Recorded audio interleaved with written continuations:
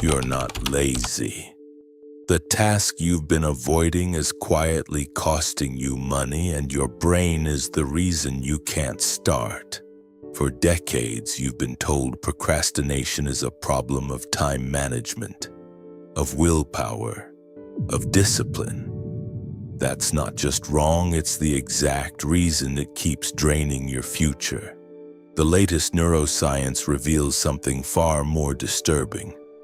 Every time you procrastinate, your brain isn't failing you.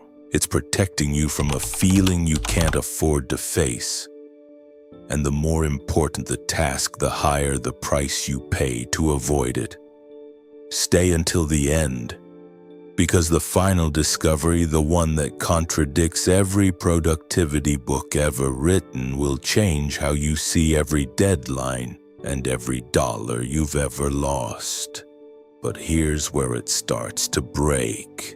Every productivity book, every time management guru, every Pomodoro app sells the same lie.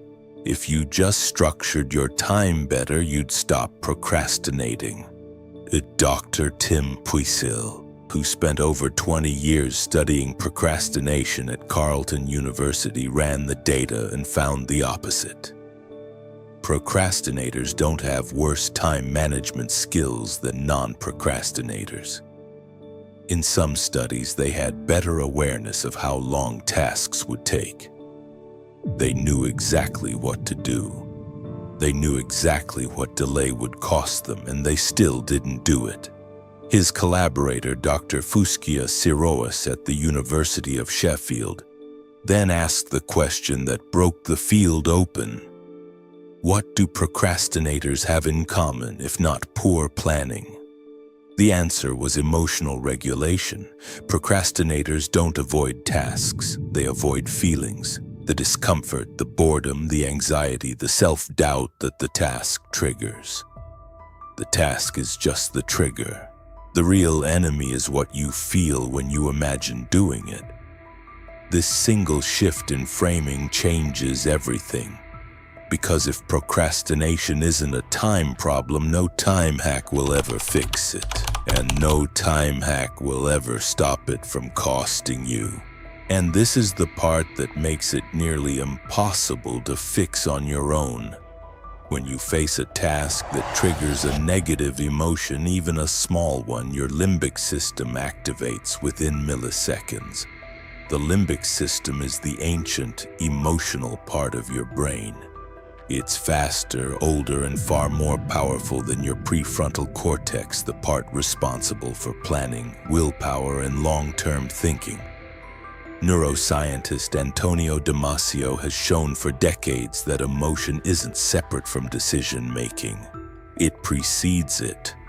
Long before you decide to open your phone instead of the spreadsheet, your brain has already chosen the path of least emotional resistance. You're not deciding to procrastinate. You're rationalizing a decision your limbic system already made. And here's where it gets darker. Psychologist Roy Baumeister's research on ego depletion showed that every time you force yourself to face an emotionally aversive task, you burn willpower like fuel. The more you white-knuckle through it, the less reserve you have. By evening, your prefrontal cortex is empty. The limbic system wins by default. So you wake up, try again, and lose again. Not because you're weak, because you're spending your strongest mental currency, willpower, on the wrong fight. Now here's the part you'll recognize in yourself. And it's where the cost becomes real. You've probably noticed something strange. You don't procrastinate on small tasks. You procrastinate on the ones that matter most. The investment account you've been meaning to open. The salary negotiation you keep delaying. The side business idea sitting in your notes for 2 years. The financial conversation you can't have with your partner. The application that could double your income still in draft. This isn't random. Dr. Sirois found that procrastination intensifies when a task is tied to your sense of identity. If failing at the task means failing as a person, your brain treats it as a threat. Not a deadline, a threat. Dr. Joseph Ferrari at DePaul University, one of the world's leading procrastination researchers, calls this self-handicapping. By delaying, you create an excuse in advance. If the negotiation doesn't get you the raise, it's because you didn't have time to prepare. If the business never launches, it's because the timing wasn't right. The procrastination isn't the failure.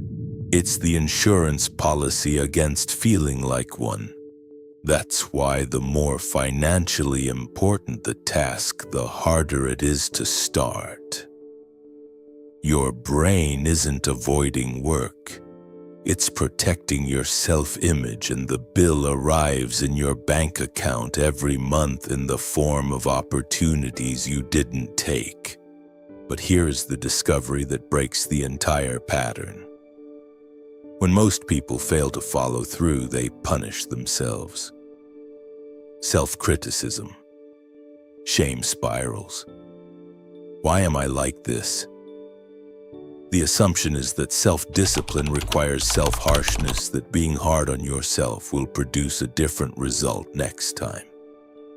Dr. Sirois and Dr. Tim Pychyl ran a study that should be taught everywhere. They tracked university students preparing for 2 consecutive exams. The students who forgave themselves for procrastinating on the first exam procrastinated significantly less on the second. The students who criticized themselves procrastinated more. Read that twice. Self-criticism doesn't reduce procrastination. It feeds it. Because shame is one of the most aversive emotions the human brain can experience, and your brain will avoid anything associated with shame, including the task that triggered it. The harder you are on yourself for procrastinating, the more your brain learns to associate that task with emotional pain. The more it associates the task with pain, the harder it becomes to start. You build the cage every time you blame yourself for being inside it.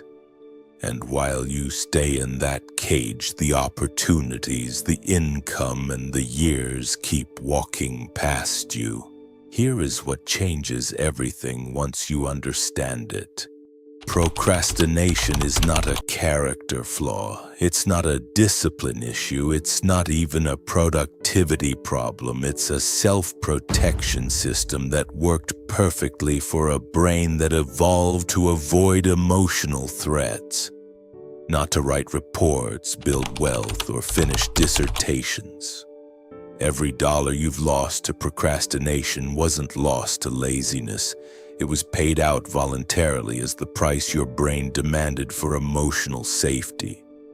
The unopened account, the unsent application, the unlaunched business, they're not failures of will, they're transactions, and you are the one paying. The people who finally stop procrastinating don't get more disciplined, they get more honest about what they're afraid of feeling.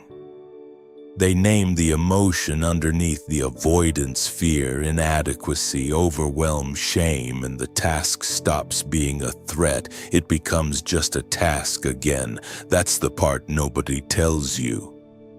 You can't out-discipline a feeling. You can only face it before it costs you another year. If this changed how you see your own avoidance, the next video you need to watch reveals the 5 hidden cognitive biases keeping you broke, the same kind of brain mechanisms working against your money every single day. It's pinned at the top of the playlist below.